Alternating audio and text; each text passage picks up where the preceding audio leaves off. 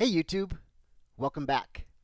In today's video, I'm going to talk about the very basic overview of my life from the very first day of kindergarten all the way up to where I find myself today. I may even have a short rant about my computer challenges, but I'll be very respectful of your time. Before we get started, I'd like to take a moment to ask you to please hit the like button and subscribe to this channel. Also, please consider watching all the way until the end because that helps tell YouTube that people are interested in autism awareness, autism acceptance, and even autism celebration. Thank you for clicking on my video and for being interested. It really means a lot to me, and I appreciate you. I'm better with one-on-one interactions when hanging out with people, or maybe two or three at the most. Large groups are difficult for me. As far as school goes, I had trouble from the very first day of kindergarten. My beloved kindergarten teacher, Miss Farmer, almost held me back from moving on to the first grade because I wasn't interacting too much with the other students. But she ultimately decided not to hold me back. Miss Farmer and I got along great though, and she really loved me. I still like the smell of her perfume, and I hate perfume. Well, I'm not sure if it was perfume or not, but it was the scent of geranium oil. I love the smell of geranium oil, and it always reminds me of her. Then in the first grade, Mr. Palinko, my teacher, gave me a copy of The Ugly Duckling, which I still have. Mr. Palinko was a magician and even came to my house for my birthday party to do a magic show. The Ugly Duckling is a really cool book because the Ugly Duckling was different than his peers. But at the end of the book, he found out that he wasn't a duck at all, but rather a swan. So I still have my copy of The Ugly Duckling that Mr. Palinko gave me. So they knew that something was going on with me, but they weren't sure exactly what. Back in the early 1980s, doctors were not looking for autism except for mostly profoundly autistic boys who could not talk. They assumed that because I could talk and was intelligent that I was fine.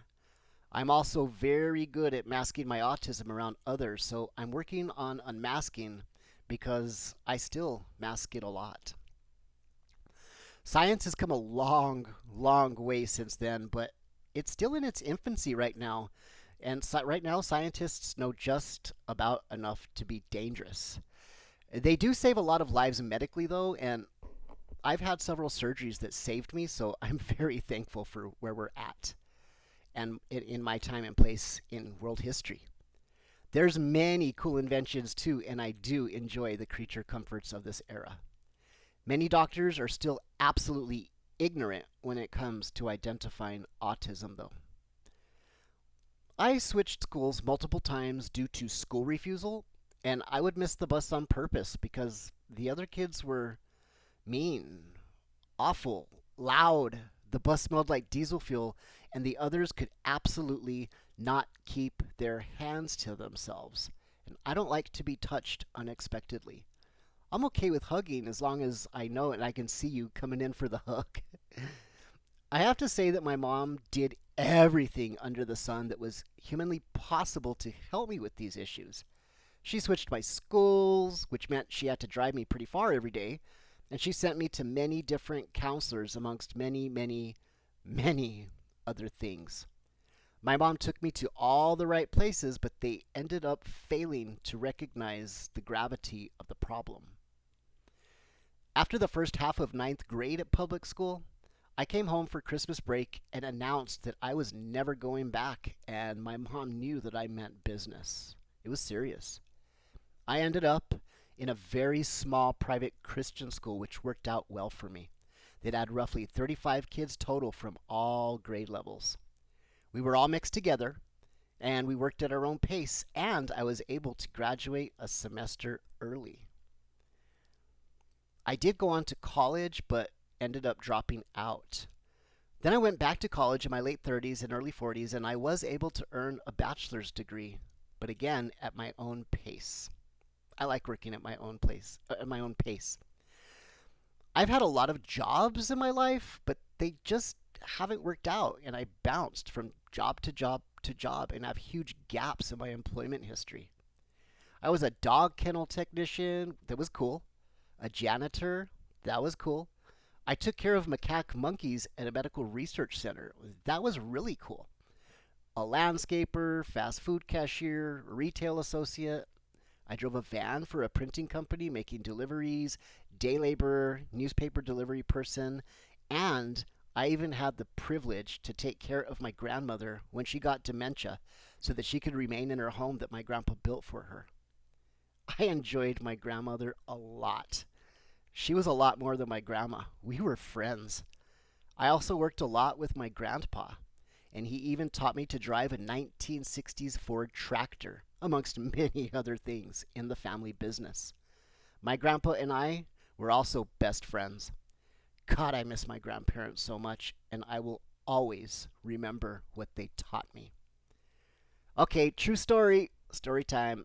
One time when I was taking care of the monkeys, I was inside of their habitat cleaning one day.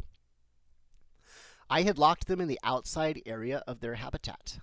Well, one of those little stinkers lifted the guillotine door while his buddy came into where I was at and stole the keys from where I had set them down on the perch. It took me at least half an hour and a box of Fruit Loops to negotiate those keys back. Those little fart knockers are smart and tricky. I wasn't diagnosed with autism and obsessive compulsive condition until age 44, which is just like under 2 years ago as of the recording of this video. It's so obvious now, so I have to wonder how they missed that. I mean, I was diagnosed with ADHD, but they totally missed the autism and obsessive compulsive condition. Ask my neighbors, and they'll tell you that I'm always cleaning the yard, and I get annoyed when a rock is out of place or a little tiny weed pops up out of the ground. These new diagnoses make so much sense. And now that I know what I'm up against, I feel like I have a fighting chance in life. I have a really cool therapist now named Tiffany, so she's working with me. One mental health professional at one time actually told me, "And whose fault is it that you waited so long to seek a career?"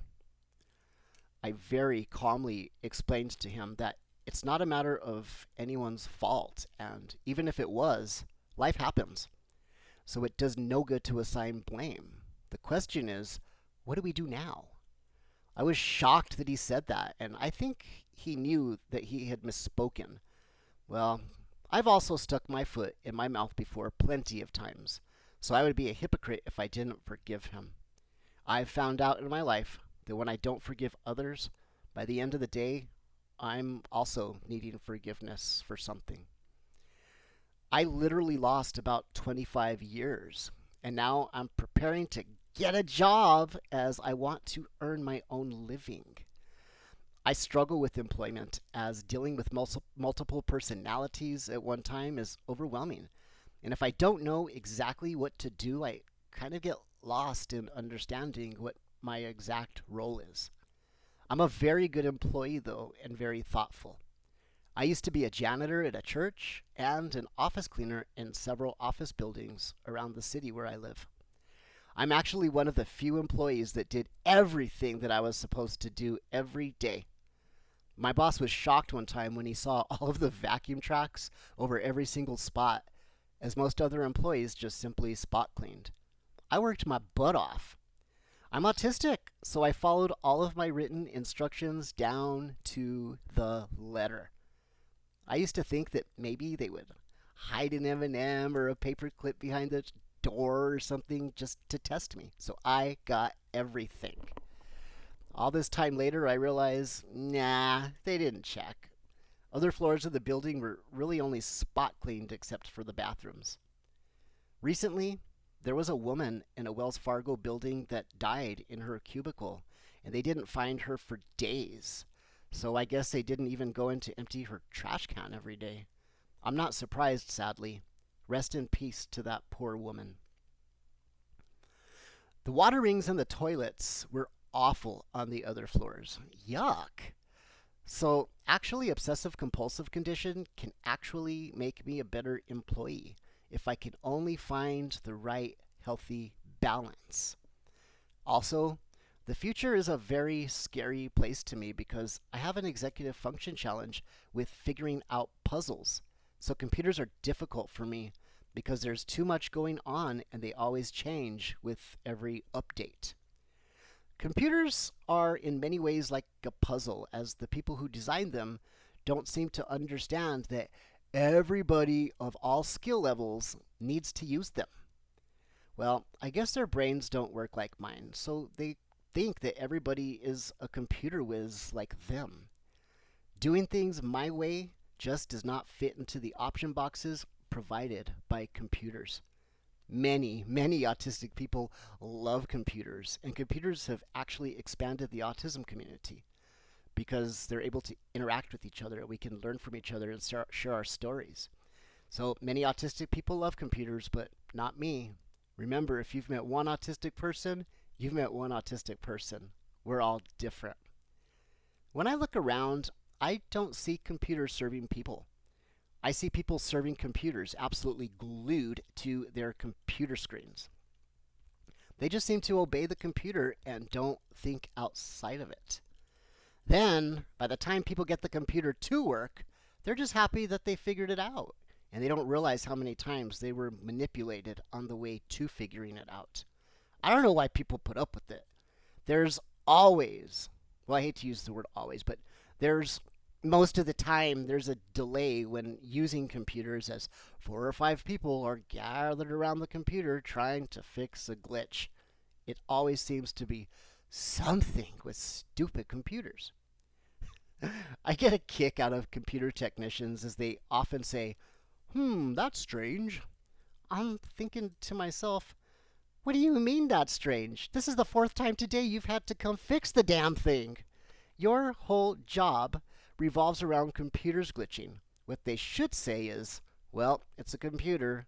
That's to be expected. You know what? I could just fix the thing. I could just fix the computer right now myself with a hammer. Growing up, I didn't even like video games, but I would like to watch others play them. So when I would play a video game, I would move the little person or the car around the screen and press the buttons, but I didn't actually play the game in the way that it was supposed to be played because video games are puzzles. I played them in my own way. I literally got confused when the teacher rearranged the furniture in the classroom because my seat was in a different place. So I'm like, ooh, where do I sit?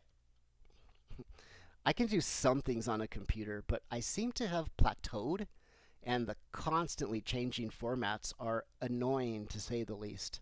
You know what, though? I am really going to try, though. So I was thinking about taking a computer class at the local community college.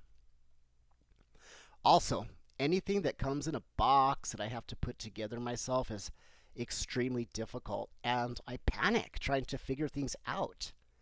Now, almost everything that we do is done on the computer with no options to do things the way that I know how or am used to doing it. I can learn, but the damn things always change with every update. I'm afraid that the world is going to leave me behind and people just don't understand and they can be quite impatient with me. I feel like I exist on the outside of society, looking in through the window, and the world is moving too fast for me to step onto it without falling back off.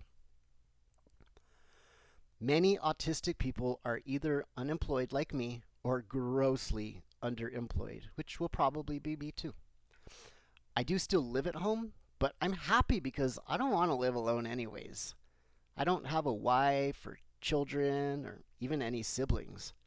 My mom is 74 years old and she's getting older every day, so I better figure this out. I help out a lot, so it works good for us and we get along great. Like my grandparents, my mom and I are also best friends. I mean, don't get me wrong, she's my mom, she's the boss, but we're also best friends. Hey, If anyone has any ideas on what type of job that I might like, that would be helpful. Put your ideas in the comment section below, please, along with any other things that you would like to share or add to the conversation. I'm pretty open to brainstorming ideas. I'm okay at writing because I read a lot, but self-publishing is hard to make enough money to live on. I mean, I might be able to sell 50 books, but that's not enough to make a living on. I actually communicate better in writing because I can communicate my thoughts in a more organized fashion. When I just start talking, sometimes I can be so passionate and I can take off in 1,000 different directions, which makes it hard for people to keep up with what I'm saying, and oftentimes they just end up interrupting me. That's precisely why it seems like I'm reading a script in my videos, because I type out what I want to say in an organized fashion. Well, I'm famous for my letters to people when they do something that I don't like. In the future, I'll make videos just talking so that you can all see that in action. Stay tuned, friends. I have very high hopes for the future, mixed with fear. Once I find my little niche in this complicated world, I think I'll do okay. Thank you for watching my Neurodiverse Life. Please hit the like button and subscribe to this channel. And thank you for watching all the way until the end of the video, and I hope to see you in the next video. I really appreciate you. Thank you, friends. Have a great